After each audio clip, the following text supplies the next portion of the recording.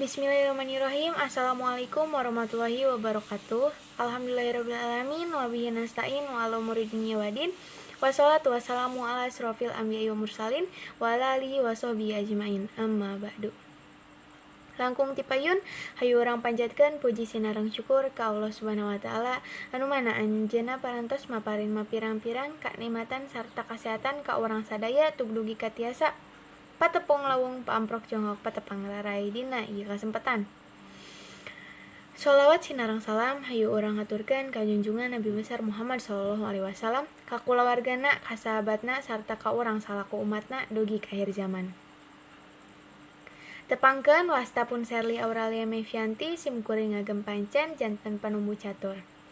Teu hilap ngaturkeun nuhun ka para pangjajar sarta pamilon anu parantos hadir dina ieu acara kanggo medarkeun sareng ngadiskusikeun ngeunaan kamekaran budaya Sunda.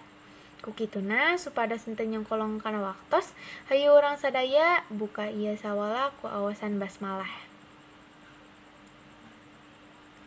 Para pangjajar sareng pamilon anu ku simkuring dipihormat. Sate acan mincak anu acara, simkuring seja nepangkeun para pangjajar anu bade ngadugikeun ka mendangna.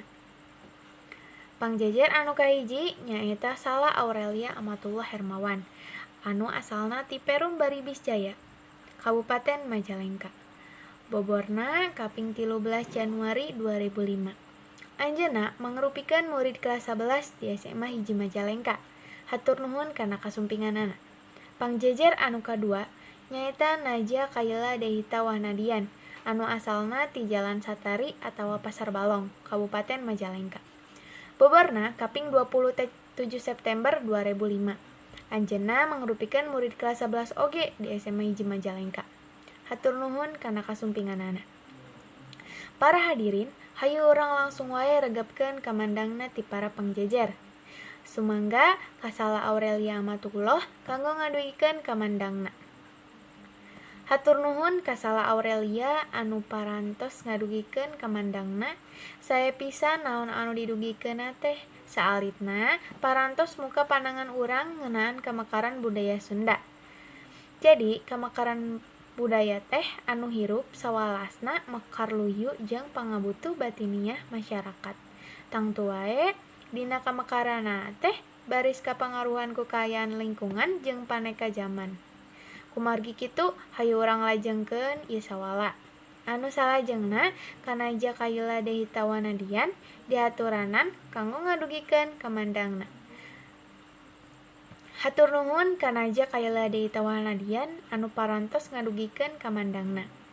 Eta kasenian baris robah ti mangsa ka mangsa, bau fungsina, bau prak-prakana, magelarkeunana, umumna kasenian bihari rakat patalina jeung tradisi upacara adat.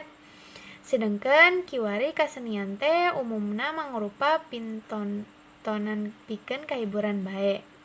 Kulantaran waktos ngan sakedik, salajengna simkuring bade ngawatesan kanggo pamilon anu bade tumaros. Ngan saukur kanggo 3 urang. Dina ngadugikeun patarosanana, kedah ngacungkeun pananganana, teras nyibatkeun wasta sarta ulah gogorowokan. Hatur nuhun ka Audi Amariza Rapsoli anu parantos ngadugikeun patarosanana. Patarosanana kirang langkung ngeunaan naon sababna padaran ngeunaan budaya umumna ngeunaan basa kesenian jeung adat istiadat. Sumangga ka Sala Aurelia kanggo ngawalor patarosanana. Hatur nuhun ka Sala Aurelia anu parantos ngawalor patarosanana ti Audi Amariza.